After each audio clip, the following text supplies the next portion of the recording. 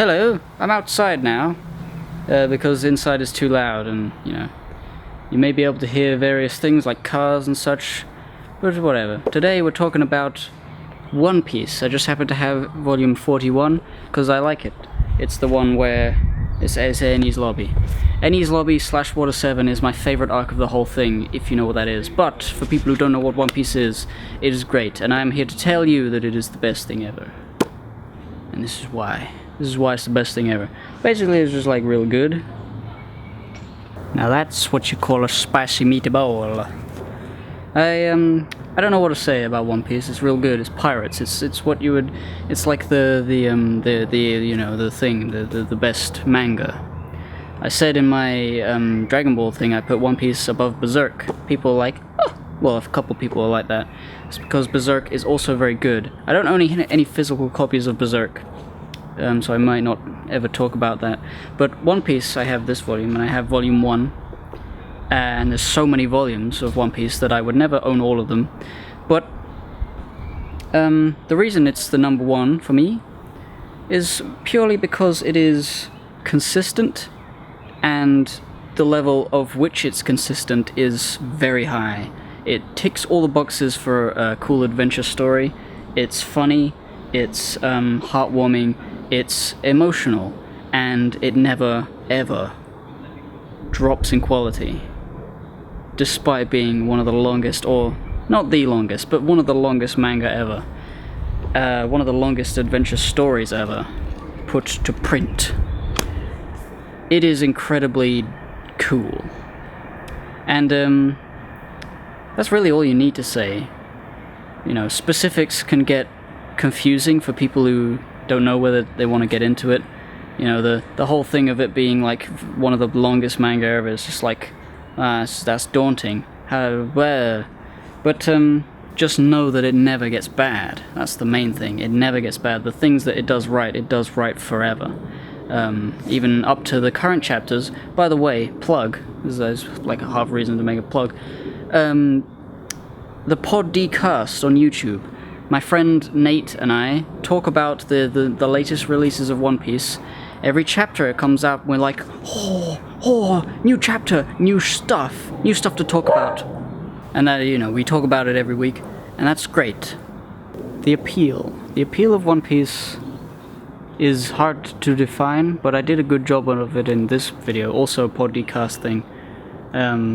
That's me and Nate there. Look at us. Here's the thing. I'm not going to try and tell you the appeal of One Piece, because it's so difficult to say, aside from it's consistent, it's an adventure story. If you like pirates and you like adventure, you like One Piece. Shut up, bird. I'm the star. But here, instead of talking about like the entire appeal of One Piece, because that's like impossible, I'm going to talk about Water 7 and Enies Lobby, and why it's my favorite arc. And I think, well, obviously spoilers for it, but basically, what happens in these arcs, I don't know whether to consider them 2 arcs or 1 arc. I usually consider them 1 arc because it's, you know, they go there, they go to another place, and they come back to finish everything off. And it'll, you know, so the Water 7 / Enies Lobby arc, I'm going to call it the Enies Lobby arc. No, I should call it the Water 7 arc. Basically what happens is 2 of the members of the crew leave. And they leave mysteriously. Well, one of them leaves mysteriously without saying goodbye, and the other one leaves in anger due to fucking complications. And it's a big breaking point, because these characters, this crew, they've been all a lot together, you know. They've been up to the fucking sky. They fell down. They've done more than that. But the idea is, this is the low point. This is the biggest low point that the crew has faced so far. Every low point before that is just like, are we gonna live? Are we gonna fight to win this battle? It's a different kind of enemy that suddenly crept up, where the foundation of the crew, the friendship, you know, the main ingredient in the One Piece crew is not strength, it's friendship, and that's the thing being tested here. Usopp leaves the crew because they want to get a new boat, because their boat is fucked. It is fucked, and it will not survive the journey. They need to get a new boat, and Usopp loves the boat because the boat was given to him by somebody who loves way back when they recruited Usopp into the crew. So, Usopp leaves the crew because... fuck! At the same time, Robin gets found out as by the world government. They find out who she is, and because she loves these people, she's now found real friends in this crew, whereas before she was just sort of hopping from crew to crew, and then when times were tough, she just, scarpered, because she's hated by the world government. She's been, everyone, her whole life since she was 8, running on the run from the law, like, you can't trust anyone, and suddenly she's in a crew where she trusts people and she likes people, and the world government finds her again, and they blackmail her, and she agrees to do what they say, so that her friends, her new actual friends, like, such a weird thing to have actual friends after all those years, so it's really big. She leaves quietly to go to hell, basically. She says, alright, I'll turn myself in, just let my friends go. So that's a different thing, that's a different friendship problem. It's basically My Little Pony right now. And while this is happening, this new mysterious character comes along, steals all of their money that they needed to buy a new boat, and, everything's fucked. They don't have the money to buy a boat, 2 of their crew members are gone, and there's a giant tsunami sort of thing coming. Also, there's an assassination plot, there's things going on, There's shit happening.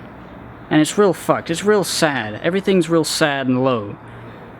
And then they all group together, and they go, fuck it, we'll fight everyone and we'll win. And they do. That's the simplest way you could ever say it, but the reason I like it all is because of how different the problem is. How it's a problem that hasn't been brought up. Because, like, the Usopp thing, what are they gonna do? Like, he just has to come to terms with it. And he leaves, and they can't just let him come back. Because he fought the captain. He beat the shit out of him. Said, fuck you, well, he didn't beat the shit out of him. But you can't just leave and then be like, alright, come on back, friend. You were just mad for a bit. No. You gotta beg for forgiveness for that. You don't just disobey the captain's orders and go all apeshit just because of something.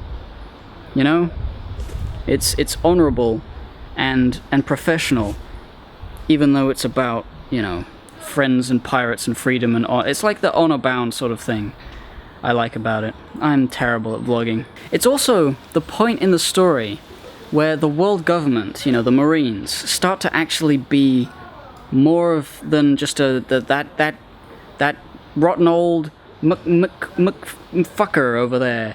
He told on us. He told the teacher, he's gonna lock us up because we murdered, or he's like, oh, you damn kids.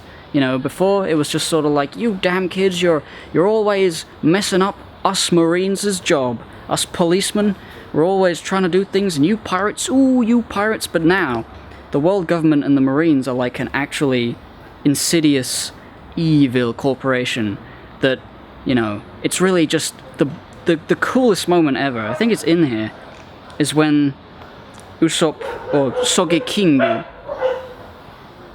Sogekingu burns the world government flag in a big old defiant action. And it just, the implications of everything that happens in this arc is, it really builds to a new level that we hadn't seen previously, where things are a lot more serious. With people leaving the crew and the world government being more of an actual threat than just a bunch of Marines with swords and guns, and it's like, oh my god, he's made of rubber, how did that happen? Just standing around getting punched. Now they're like, fuck. It's not... It's a shift. It's a shift in One Piece, and I think it's one of the best things in One Piece ever.